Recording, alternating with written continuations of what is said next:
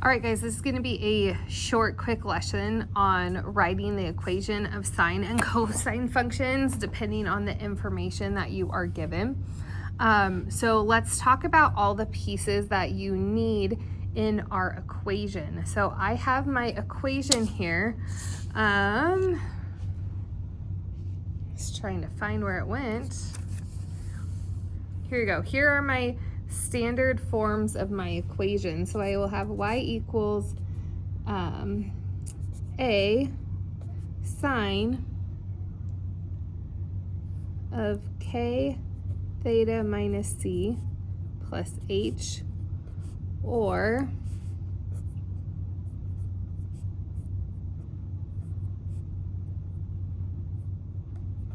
right?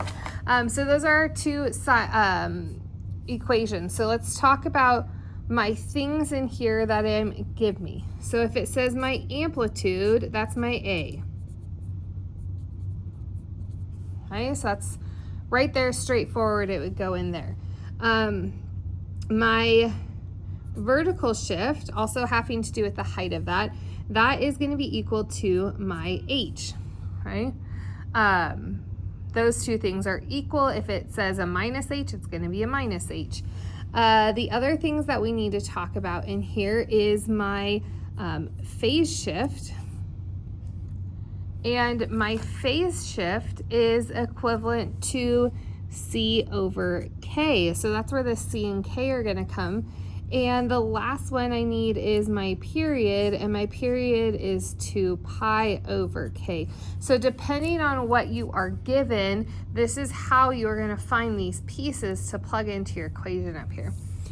So this says, write the equation of the sine function with an amplitude of 4, a period of pi, a phase shift of negative pi over 8, and a vertical shift of 6.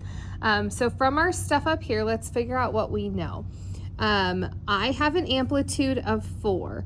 So my A is going to equal 4. That's going to go in here. This doesn't actually tell me where I start. So this is actually going to be a plus or a minus 4 when I plug that into my equation. Okay. The next piece that I need to know in here is my H. That's going to just tell me my vertical shift. So my H is going to be equal to 6. Okay, that's right there. Now I need to find using my phase shift and my period this. So right here, I know that my period is equal to 2 pi over k. That will help me find my k.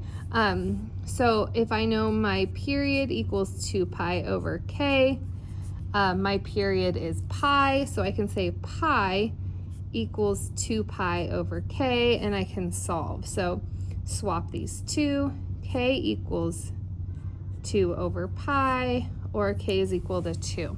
So now I have my A, my H, my K, and the last thing I need to find up here is my C. Right here, I know my phase shift is equal to C over K. So I'll put that down here. Phase shift is equal to C over K.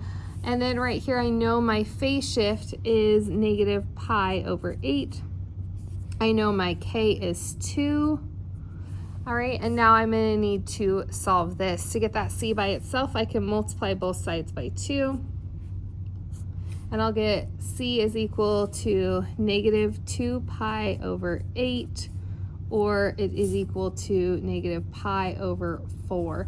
So now that is the C that I'm going to plug in to my equation up here. It says I have a sine function, so that's what I'm going to plug in. So I have y equals, okay, we're looking back up to this equation here. So y equals plus or minus 4 sine, looks like it's k theta c, so I have k, so I'm going to have 2 theta.